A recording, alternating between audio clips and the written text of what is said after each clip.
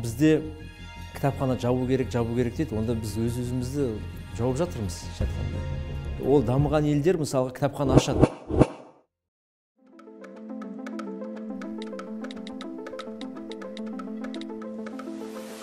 Бүгінгі тақырып 21-ші ғасырдың кітапханасы қандай болу керек десек, 21-ші ғасырдың кітапханасы 20-ші ғасырдың кітапханасындай болу керек қой негізі. Жалпы 20-ші ғасырда елімізде жақсы сол заманға сай кітапханалар жүйесі қалыптасты.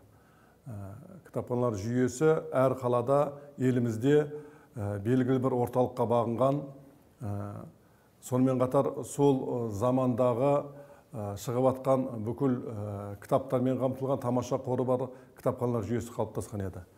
Әрине заман өзгереді. Бүгінгі кезде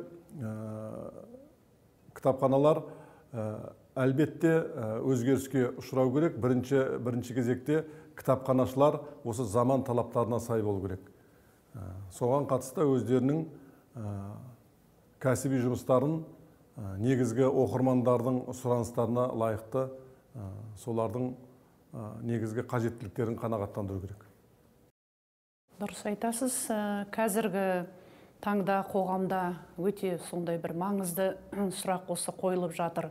Қазіргі заманауи кітапхана қандай болу керек? 20-ші ғасырда сіз айтып кеттіңіз, ол 20-ші ғасырдың ол уақытта заманда, адамда, қоғамда басқа болды. Қазір 21-ші ғасырда мына жаңа технология дамыған кезде кітапхананың да жаңағы мақсаттары кішкене өзгерді.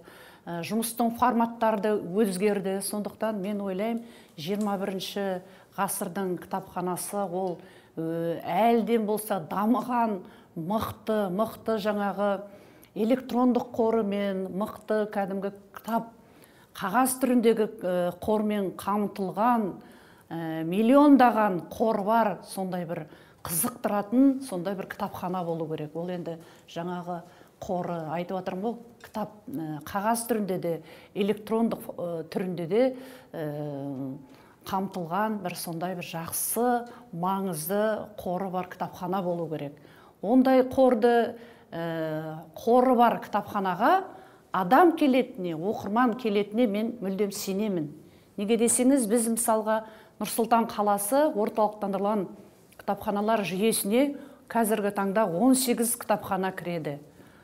1998 жылы қалада, ол кезде Целиноград, Ақмола деп айтамыз, ол кезде 25 кітапхана болған. Ал қазір міне 21-ші ғасырда кітапхананың саны азайып отыр, өкінішке орай. Ол неліктен, ол не себептен солай болды, неге кітапханалар жабылды, бұған оқырмандар келмеді ма кітапханаларға, я болмаса басқа да жұмыстары, бағыттары ауысты ма деген сондай сұрақтар туындып тұрады осы. Жиі мен басшы болғаннан кейін маған да сол сұрақты қояды. Неге қысқарылып жатыр, неге адамның саны азайып жатыр деп. Біз енді өз тарапымыздан, мен өзім енді мына кітапханада 30 жылдай болып қалды енді. Көп жылдары қызмет жасап келе жатырмын. 20-ші ғасырда да жұмыс жасап, 21-ші ғасырда да жұмыс жасағаннан кейін мен білемін айырмашылығын. Айырмашылығы мына заманның өсуіне, заманның дамуына байланысты. Дамыған сайын кітапханаларды дамиды, адам дамиды, оның да басқа көзқарасы өзгереді. Ол анандай 20-ші ғасырдың кітапханасына келгісі келмейді. Ол келгенде жарқырап тұрған, келбеті, сыртқы келбеті, ішкі келбеті де жарқырап тұрған, ішінде интернеті бар, Wi-Fi бар, жаңағы жақсы технологиямен қамтылған кітапханаға келгісі келеді. Жай бірақ сосын отырып, өзінің жаңағы жай тек кітап оқымас, демалып, өзінің жаңағы алдына қойған мақсаттарын, жаңа шығармашылықпен де айналғысы келеді. Сондықтан мен ойлаймын, 21-ші ғасырдың кітапханасына әлбетте өзгеру керек. Әлбетте өзгеру керек. Мен жаңа сөзімді дәлелеп, 21-ші ғасырдың кітапханасы 20-ші ғасырдың кітапханасындай болу керек дегенде, бұл осы мәселеге қатысты айтылдым. Өйткені қазір өзіңіз айтып отырсыз. Мысалы, осы 21-ші ғасырдың 22-ші жылы кітапханамыз 20 ғасырдағы осы біздің Нұр-Сұлтан қаласының өзінде соның санынан да азайып кетті. Менің айтқан себебім 20 ғасырда сол жақсы дамыған кітапханалар жүйесі болды. Ол кітапханалар сол кезде қоғамның негізгі қажеттіліктерін, оқырмандардың қажеттіліктерін өтеп тұрды. Осы мағынада айтып. Яғни қазіргі 21 ғасырдың кітапханаларда 20 ғасырдың кітапханалары сияқты оқырмандардың, қоғамның қажеттіліктерін өтеу керек. Әрине қазіргі қажеттіліктер өзгерді. 21 ғасырдың қажеттілігі 20 ғасырдың қажеттілігінде емес. Яғни қазіргі 21 ғасырдың кітапханасы осы қазіргі бүгінгі күннің қоғамның негізгі қажеттіліктерін өтеу керек. Осы мағына. Негізгі ақпараттық, жаңағы басқа да кітапхананың негізгі айта берсек беретін әлеуетке, қоғамға беретін пайдасы да, мүмкіншіліктерді соны дұрыс пайдалану керек деп айтып отырмын. Өте дұрыс айтасыздар, толық келісемін сіздермен. Кітапты бұрында да ешкім өзгерте алмаған, болашақта да сол дәстүрлі кітап ешкім өзгерте алмайды. Себебі бүгінде егер 20 ғасырда айтсақ, мен Бақытжан Стаевичпен толық келісем, сол бір классикалық түрді сақтап қалу керек деп ойлаймын қазіргі таңда. Әрине жаңашылық, заманауи технология ол да керек. Неге? Өйткені себебі бұл біз сол технология заманында қазір дамып келе жатырмыз. Бірақ енді қазіргі таңда кітапқа деген конкуренция көп. Өздеріңіз білесіздер, бұл смартфон, бұл интернет. Өйткені қазір бір адамға кітап оқыш десең, қазір қарасақ бәрі телефон арқылы. Телефонда отырады көбінесе. Өзімізде сол ғой, былай қазір соған келдік. Бізге ең бастысы қазіргі таңда осы кітаптың нағыз, енді мәдениетті бассақ, мәдениеттің өзі кітаптан басталады. Ең бастапқысы кітаптан басталады, кітап арқылы. Енді соны біз қазіргі таңда осы жастарға дейміз ба, енді үлкен буындарды айтпай қойып, келе жатқан болашақ жастарға біз кітаптың құдіретін түсіндіре білу керекпіз бүгінгі күнде. Себебі 21 ғасыр, әрине, ол технологияның қазір дамыған кезі. Ол қазір 2021 ғасырдың жартысы солай болады. Келесі жартысы ол нанотехнология басу мүмкін. Бірақ та және де бүгінде көбі мысалға кітаптың өзінің дәстүрлі кітап пен электронды кітапты салыстыратындар да бар. Қайсы жақсы деп сондай бір дебаттар құрады. Ол дебат қазір керек емес. Бұл тек қана заманауи өзінің бір қолжетімділігі. Мысалға электронды кітапхананың. Электронды кітап қазіргі дәстүрлі кітапқа көмекші ретінде келді. Бұл технология арқылы ең бастапқы қолжетімділікке келді. Кез келген мысалы электрондық форматқа салып қойсақ, кез келген бұрыштан әлемнің қай нүктесінен болса да сол кітапқа қолжетімді. Екіншісі, енді сирек кітаптарды айта бастасақ, о жағынан да қаншама бізде нелер бар. Мысалы сирек кітаптардың ол да бір күні олар да үгітіліп жоғалып жатыр.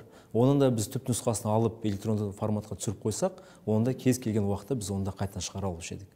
Сол үшін мен ойлаймын, қазіргі таңда бізге ең бастапқы кітапхана дамып келе жатыр, коворкингтер ашылып келе жатыр. Бүкіл мүмкіндікті бердік, енді сол мүмкіндікті, біздегі бар мүмкіндікті оқырмандарға біз сол түсіндіреміз, құдіретін көрсете білу керекпіз деп ойлаймын. Жақсы, енді қазіргі кітапхана саны қанша болу керек деп ойлайсыз біз Нұр-Сұлтан қаласында?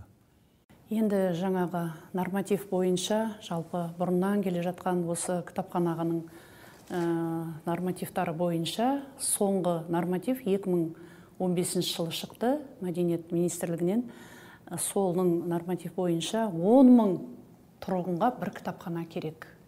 Өзіңіз ойлап қараңызшы, біздің Нұр-Сұлтан қаласында 120 кітапхана болу керек қой қазір. 120 кітапхана болу керек, иә. Қазір 18 кітапхана бар, 100 кітапхана. Ол деген жаңағы мен айтып жатырмын, өткенде де көп бір кездесулерде сол сұрақты қозғап, тұрғын үйлер салынып жатыр қалада. Сол тұрғын үй салынған жерден бір кітапхана да ашылу керек. Сол әкімшіліктің не болмаса жаңағы міндетті түрде сол тұрғын үйдің қасында поликлиника салынады, мектеп салынады, және де кітапхана салу керек деп.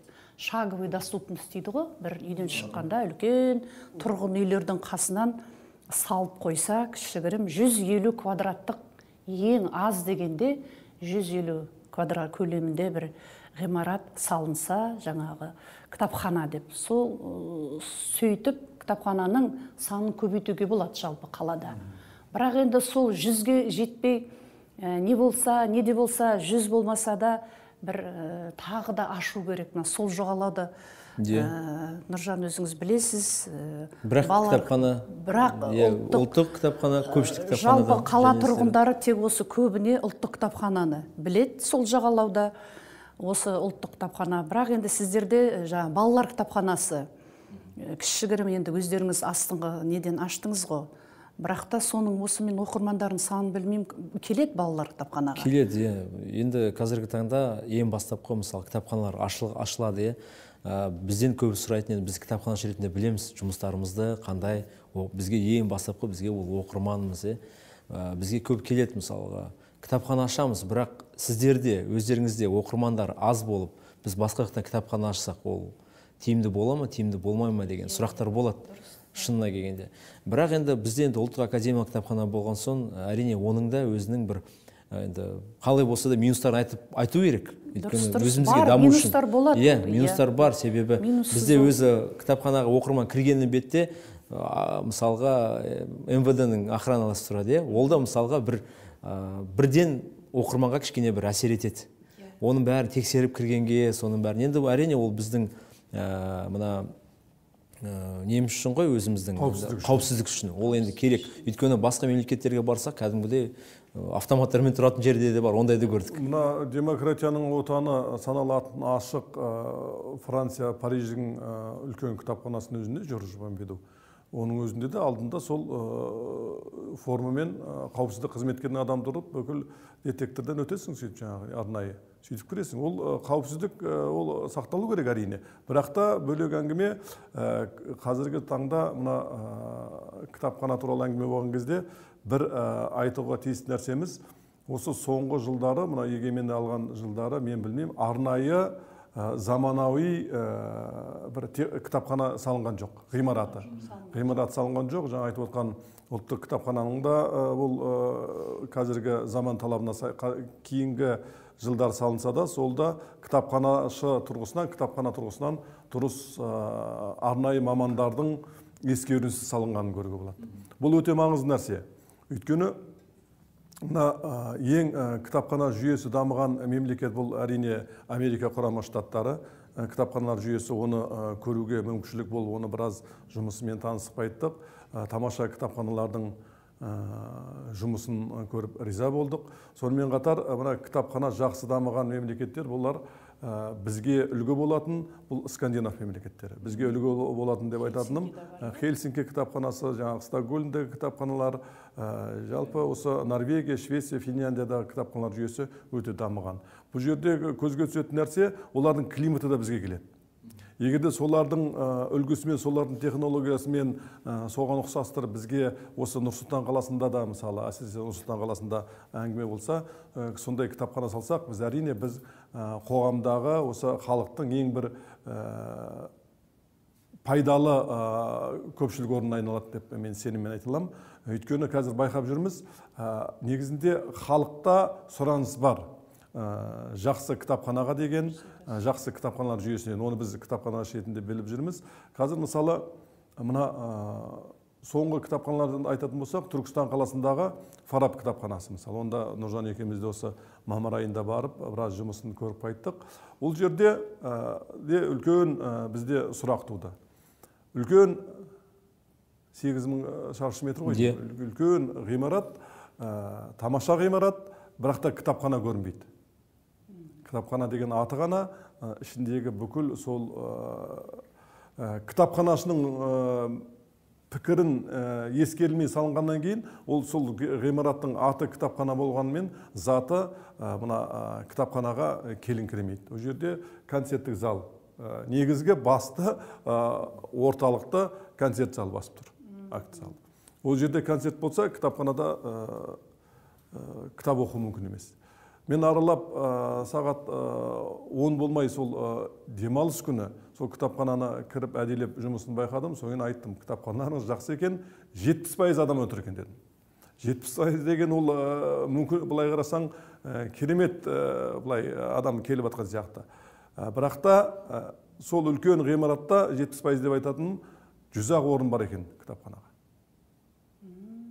Санап шықтым, 100 орын бар, 70% студенттер келіп отыр, отыратын орын аз болғаннан кейін жаңағы 70%-ға жетіп отыр. Сол келген студенттерді қарап шықты, оқырмандарды қарап шықсам, барлығы негізінде сол кітап оқып отыр. Демалыс күні таңғы сағат 9:30-да 10-ға дейін. Бұл дегеніңіз кітапханаға қоғамның сұранысы бар. Өкінішке орай біз қазір осындай сұраныстарды игермей, көп жағдайда осы мәселелерді қарағанда кітапханашылардың пікірі, кітапханашылардың ойы кітапханашы көрінбейді. Сондықтан бізде осы Нұр-Сұлтан қаласында жаңағы 100-ден аса кітапхана болу керек десек, бар 18 кітапхананың өзін көпсініп атқан бізде адамдар бар. Ол жай адам емес, былтыр мына осы қаланың қалалық мәслихат депутаты да сондай ой айтты. Бұл да үлкен мәселе. Бұл қазір қоғамдағы шын мәніндегі үлкен мәселе. Өйткені кітапхананың қоғамға қажеттілігі бір жақты ғана түсінеді. Әрине бәрі түсінеді, әлеуметтік осындай бір әдемі орталықтардың қажеттілігін барлығы түсінеді. Кітапхананы әртүрлі, мысалы осы кітапхананы бәрі жақсы көреді. Кітапхананы дамытуға түрлі жобалар болды, түрлі ойлар болды. Бірақ та сол ойларды көбінесе мына кітапханашылар қауымдастығы сырт қалатта, мына партия тарапынан, немесе үкімет тарапынан, немесе жаңағы басқа да осы жанашырлардың, шын мәнінде жанашырлардың тарапынан осындай ойлар айтылып жұмыс алып жатыр. Мысал көп, мысалы осы Алматы қаласындағы кітапхана деп, қазір көпшілік орталық деп, жастар орталығы деп, мына Алатау ауданында соңғы бәр жерде мына орталық қапта, оны президент апарып көрсетті, бәрін апарып көрсететін орталық. Бұл жерде де кітапхана, кішкентай бір кітапхана көрінбейді. Бірақ осындай мәселелерді егерде біз дұрыс шеше алсақ, кәсіби кітапханашыларды, кітапханаларының мүмкіндігін пайдалансақ, осындай орталықтардың үлкен жұмысын кітапханалар атқаратын еді. Сапалы, кәсіби және былай қарағанда мемлекеттен көп шығын шығармай осы мәселені шешуге болады. Кітапханашылар жұмылдырса. Өте дұрыс айтасыз. Және де бүгінгі күнде қандай да өзіміздің жаңағы немізді көрсетемізде кітапханашы мамандығын, онда біз өзімізден де бастау керекпіз. Өйткені бүгінде де кітапхана да кітапханашы да өзгеру керек. Себебі біз егер кез келген адамды ала берсек кітапханаға, мысалы қазірде солай ғой, мысалы мына адам келеді, ол кісі кітапханаға қатысы жоқ, бірақ та келеді, жұмыс жасайды, енді оқырман.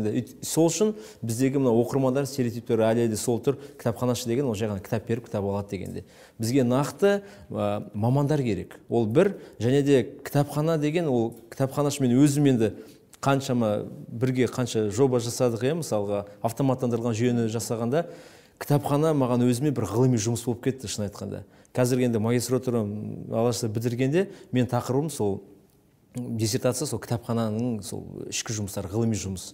Өйткені бұл оның да өзі, мысалы біз программа жасақ, оның ішінде өзінің коды бар, кітапхананың да өзінің мысалға автоматтандырылған жүйесінде жасасақ, онда өзінің әр мына нелерін жазуды, атын жазу, кітаптың авторын жазу, бәр жерде сол.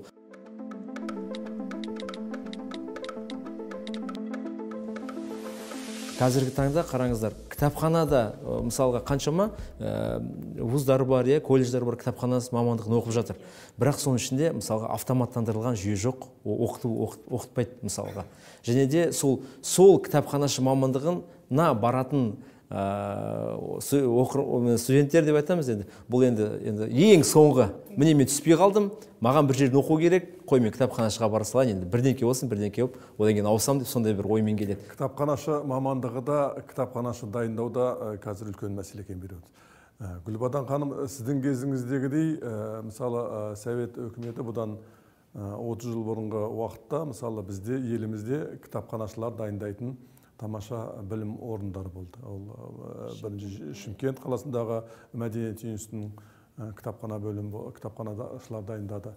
Алматыдағы Қыздар институтында кітапханашылар дайындады.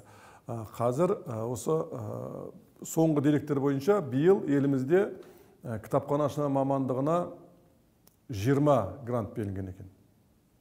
20 грант. Сіздің оқыған сол үлкен оқу ордасы Шымкенттегі баяғы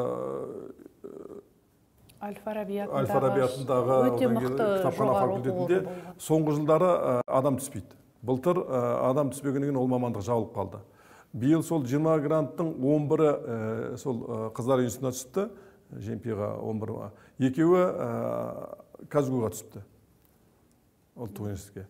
Қалған қай жерге түскенін білмеймін, бірақ та сол мәселе осы кітапхана мамандығына аз грант түсушілер саны жетпей жатыр.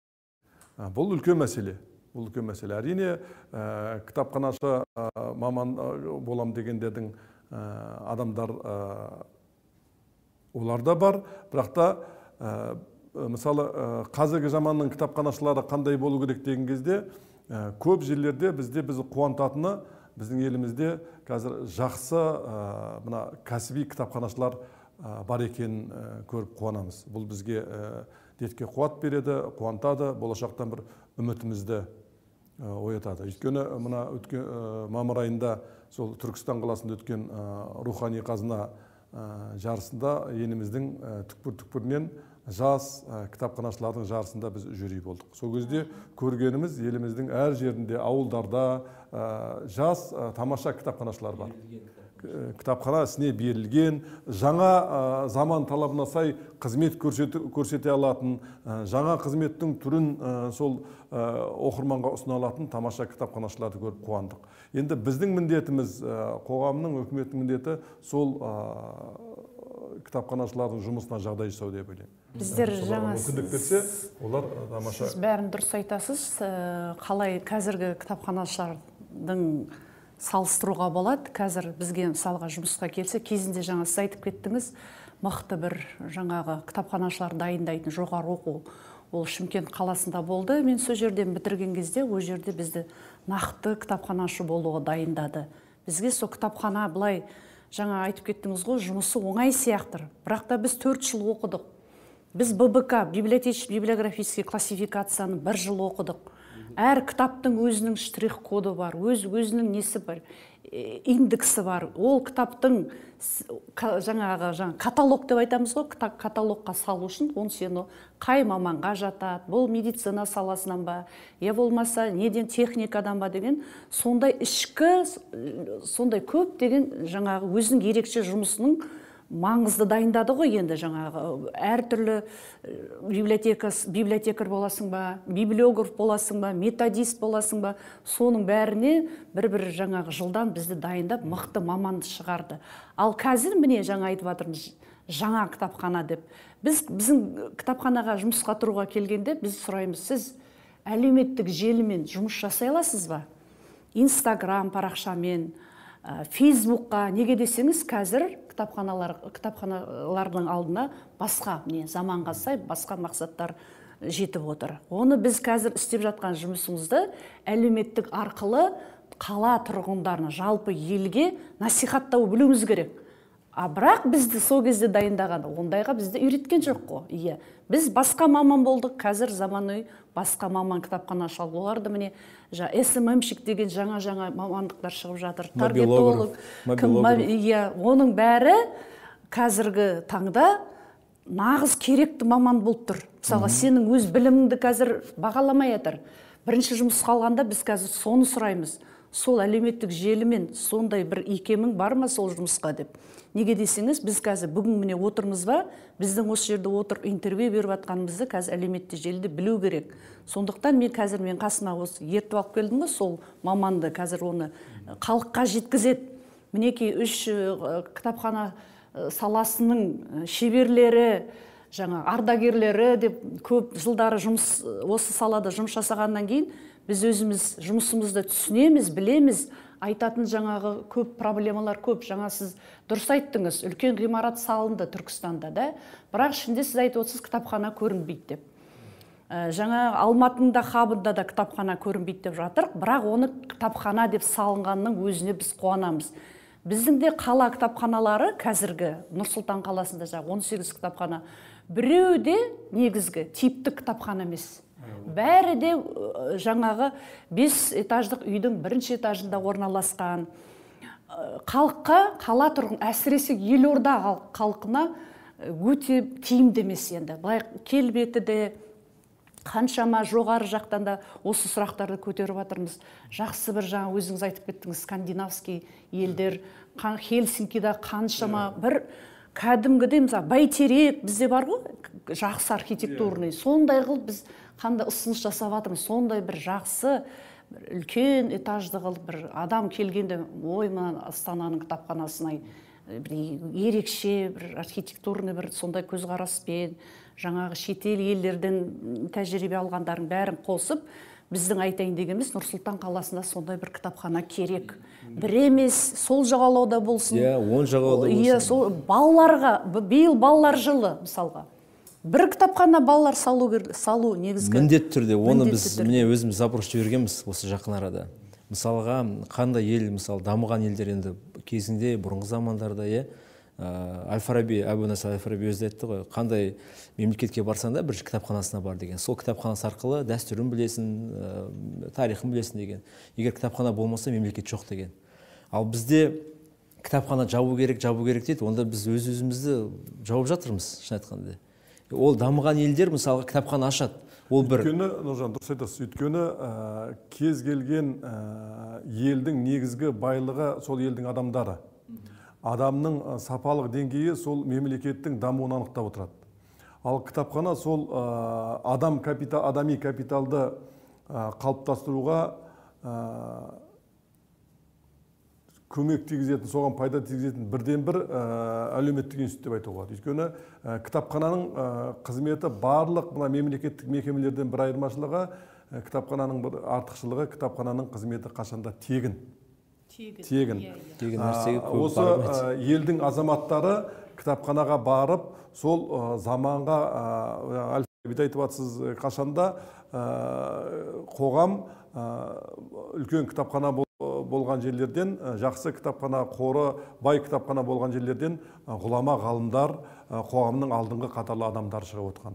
Қазірде бізде егерде әр елді мекенімізде, қалаларымызда кітапханамызда жақсы дамысақ, ол біздің сол елдің адамдарына үлкен пайдасын әкелетін еді.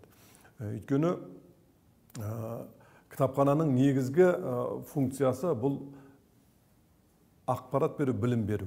Адамның өзін рухани жағынан да, кәсіби жағынан да өсуіне көмектесу. Бұл қазіргі 21 ғасырдағы негізгі институтқа айналу керек. Өйткені 21 ғасырдың негізгі ерекшелігі басқа өткен замандардан гөрі қазір ғалымдардың айтуы бойынша адамдар бір мамандықпен өмір бойы жұмыс істемейді. Бір мамандықты қазіргі 2000 жылдан кейінге туған балалар бір мамандықты өмір бойы 10-нан аса мамандықта жұмыс істеу мүмкін. Сол жаңа мамандыққа олар сол дайындалатын, содан білім алатын, арнайы ақпарат алатын орталықта керек. Ол бір. Ол мәселені кітапхана шеше алатын еді. Екінші мәселе, тағы да жаңағы балалар кітапханасы қажет деп айтып жатырсыз. Сөзсіз балалар кітапханасы қажет, бірақ та біздің байқағанымыз қазіргі заманда кітапхананы балалар кітапханасы, ересектер кітапханасы немесе басқа топтарға бөлмей, кітапхана үлкен болып салынып, сол қоғамның барлық топтарына қызмет ету керек. Өйткені негізгі мысалы жас семья дейік, мысалы, жас семья, баласы бар өсіп жатқан, сол мына демалыс күндері, мына қолы бос кезінде ол сол кітапханаға барып, әке-шешесі өзіне тиісті кітаптарды оқып, өзінің кәсіби біліктілігін жеткізсе, баласы арнайы мамандардың қолына барып, соның тәрбиесін, соның мына тіл мәселесінде кітапханада шешуге болады. Қазіргі қоғамдағы үлкен мәселе мына қазақтың үні, дикциясы, қазақша сөйлеу мәдениетінің жоғалып барату. Жаңа күлеміз ғой, мысалы, қазақша дұрыс сөйлей алмайды қазір. Осының бәрінде сол кітапханада арнайы мамандарды отырғызып, осы мейлі мысалы зейнетке шыққан кәсіби жаңағы педагог тамаша біздің ағаларымыз бен апаларымыз бар мысалы. Олардың әлі де қоғамға пайда келтіретін әлеует те бар. Оларды да мысалы кітапханаға тартып, сол әжелер клубын ашып сияқты ертегі оқу арқылы сол балаларды тәрбиелейтін, оларды дұрыс жолға салатын, оларға дұрыс мына сөйлеуді үйрететін орталықта да осы кітапханада қалыптастыруға болады жалпы.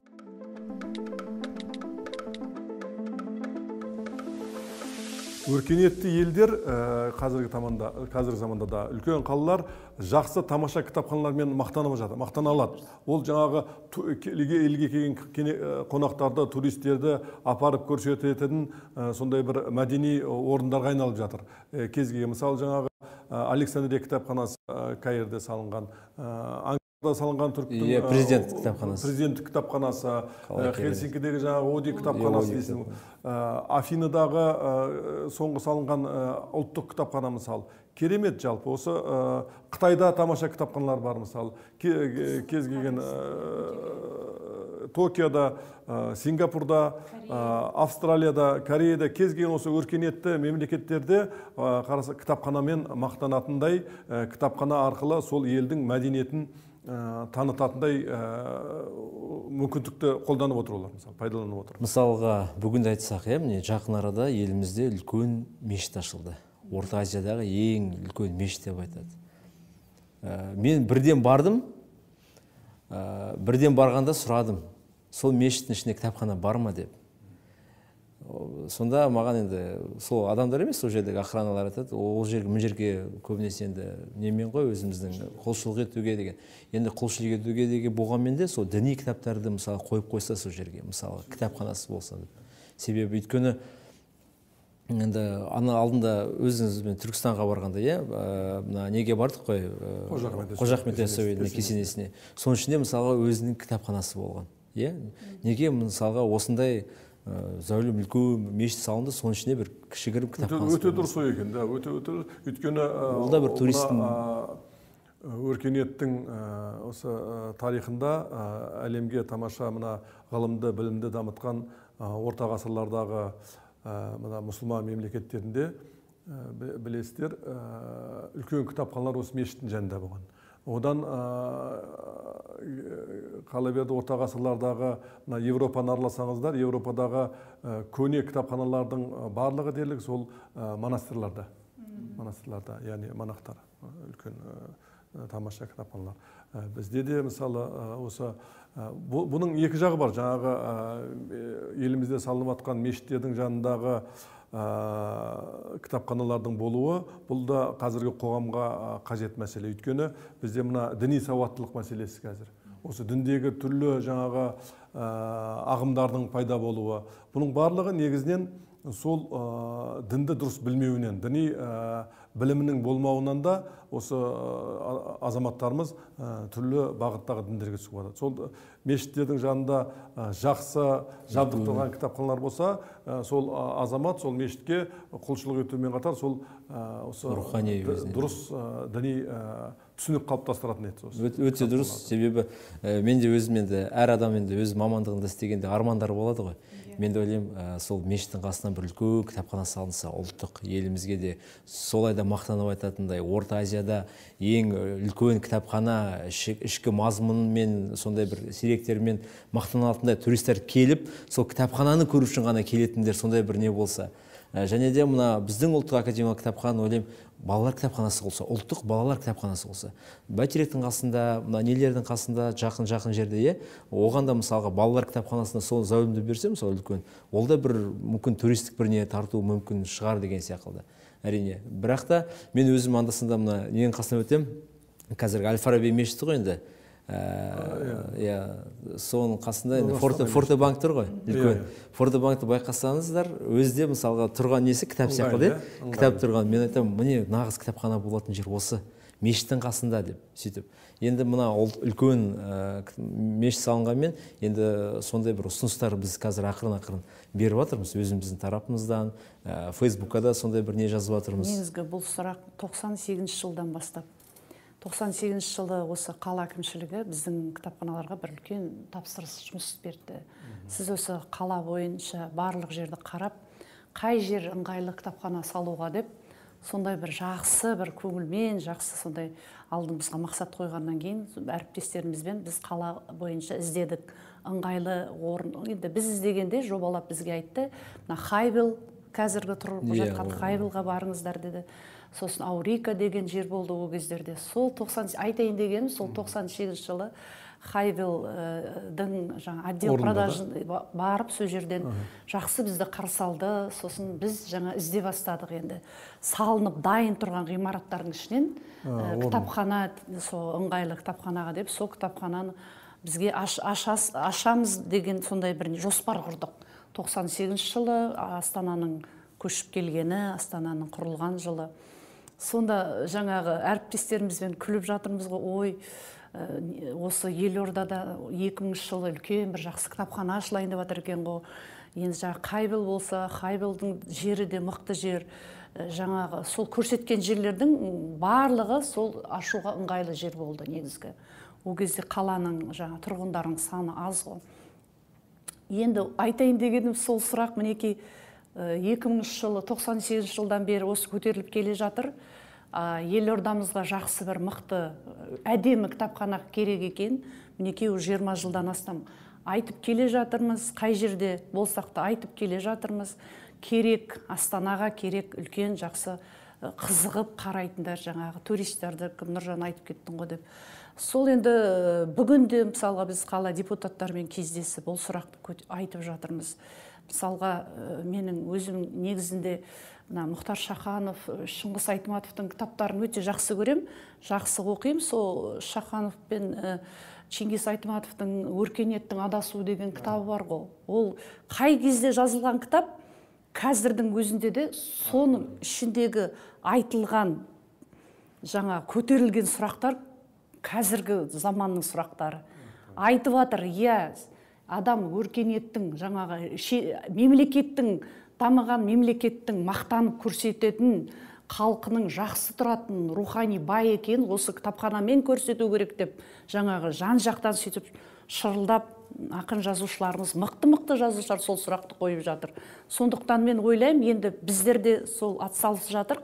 Кейде біздің кітапханаларға келетті айтады, осы бір 5-6 оқырман, неге біз 5-6 оқырман үшін үлкен ғимарат салуымыз керек деп, ондайды да бізге қояды.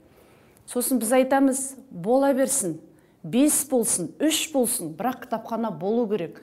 Сол 3 адамды біз жақсы тәрбиелеп шықсақ дейік, сол 3 адам ертең мемлекетімізге жақсы, сондай кітапханадан тәрбие алған азамат біз дайындап жатырмыз. Болсын, 3 болсын, 4 болсын, бірақ кітапхана болу керек. Ол санына қарамау керек деймді. Сол кітапханаға қазіргі замандағы бүгінгі осы отырысымыздағы ең үлкен мәселе оқырмандарды қалай тарту керек, мысалы оқырмандарды қалай көбейту керек деп бізге көкейімізде тұратын сұрақ.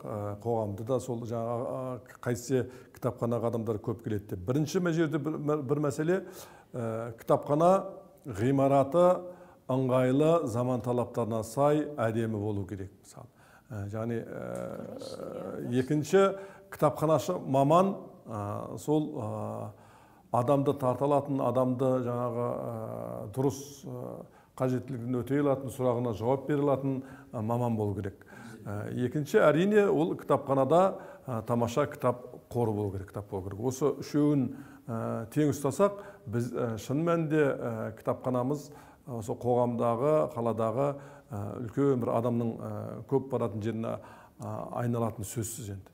Бірінші біз кітапхананы кітапхана салмай тұрып, кітапханашыға жағдай жасамай тұрып, кітапхананы қалыптастырмай тұрып, сразу біз ойлаймыз, кітапхана қазір керек жоқ деп. Көп біздің өкінішке орай, көп чиновниктерімізде, басқа да азаматтарымыз қазір кітапхананың осындай бір бейшара күйін көріп, бұндай кітапхананың керегіне. Олардың барлығы мысалы сол шетелге барып жүр, сол шетелдегі жаңа айтқан тамаша кітапханалар сол аспаннан түскен жоқ қой. Соны жасаған сол елдің адамдары.